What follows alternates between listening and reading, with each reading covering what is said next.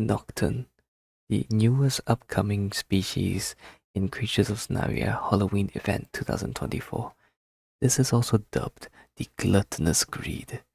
This creature is magnificent, right?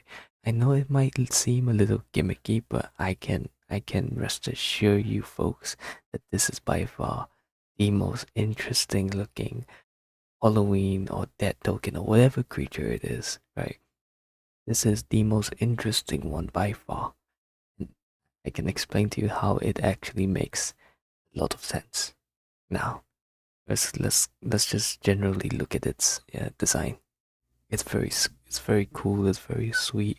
It's your average Elder Ring like um, boss battle creature. Of course, it has its flaws like the tiny itty bitty hind legs that looks like it would break and shatter, but thankfully it does have some pieces of muscle still stuck on it, so we can at least appreciate that. It is incredibly hairy. Someone forgot to use their like shaving cream this morning.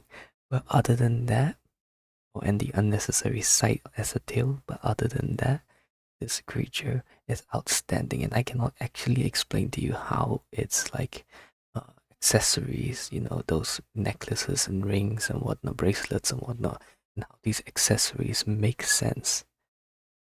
I'll explain to you why, because usually I would say like, oh, I hate accessories. They're too gimmicky, they're too personalized, yada yada yada. But I can actually make sense for this because this creature is known as the Gluttonous Greed. I'm assuming it's inspired of the seven deadly sins greed, and you know, this creature might as well be a thief its lifetime, collecting these artifacts and like jewelries all over its body, right? And that is actually a very real thing.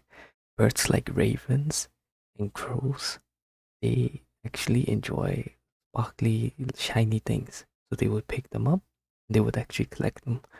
So birds do that. So that's not like a mysterious thing, it's an actual evolutionary trait. It's weird, but birds do that, so I'm assuming it's as intelligent as a crow or a raven to see these shiny things and to collect it and dawn upon itself. I don't know why, but it does make sense why it would collect these things.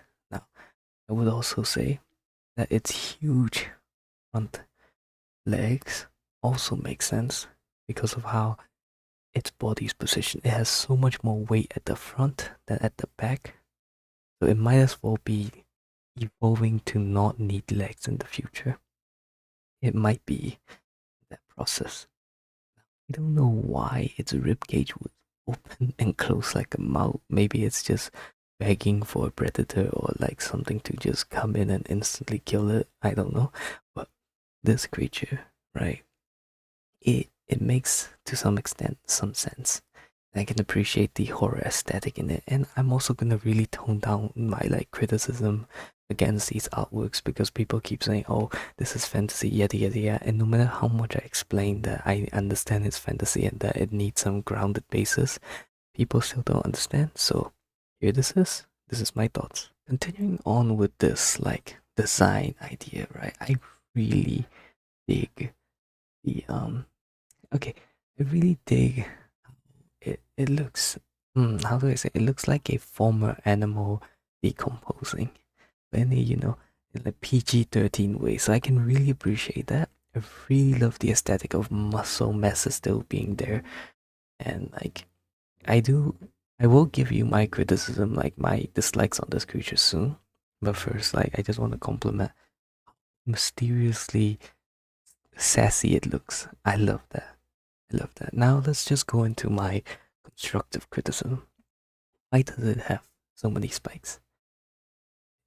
If the attack animation is literally like just snapping forward, I'm gonna lose it. What's the point of having these many spikes and not using it? I get it, people might say it's a defensive thing, la la la. Why? Well, it's not defensive when you're opening one of your most vital protections, aka the rib cage. If you're opening that, I'm pretty sure this guy doesn't care about defense. one thing's first, why does it have so many ribcage? I would not ribcage spikes. I would really appreciate it if they could decrease the spikes into at least small ones, like the ones on the ankles or whatnot. It's so unnecessarily long. And I just don't get it. Like maybe make it a little smaller, so it doesn't look like an eyesore as well. And yeah, currently I'm giving you my opinion. So if you're offended by this, you can always click off. And I don't like the tail sight thing.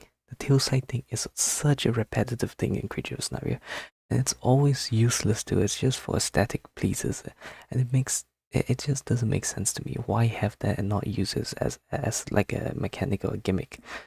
Like why not use it as tail whip or whatever? Like not using it and giving it a tail sight like design, it makes no sense to me. It would be much better if it was just some like a long like normal skeletal tail. It would be much easier for me as well to grasp this creature. Um, the head incredibly tiny. Like I said, I like how sassy it looks, but realistically speaking, what the hell is it gonna eat? It's such a tiny head. Maybe make it a little larger instead of making its entire body look like an acute triangle. So I would say things to improve would be remove the side, smaller the spikes, make the head a little larger, ratio the proportions a little better, so like give some more mass to the hind legs if that's possible. And again, the bony aesthetics, as much as it's very appeasing to people, please add some muscles to it. It just looks awkward without muscles or mass. It just looks like the bone is the muscle, the skin, and and the entire like way this creature is positioned as well. It must have a very arched back. Like I don't see it being able to jump, and I don't see it being able to be as fast as it could be. But other than that, it's pretty good, and yeah, I commend the people who worked behind it. Good job, great job. Have a lovely lifetime in working with Creature Sonaria. Thank you so much for watching. What are your opinion? Tell me in the comments below. Take care. Good morning, good afternoon, good evening, and goodbye, folks.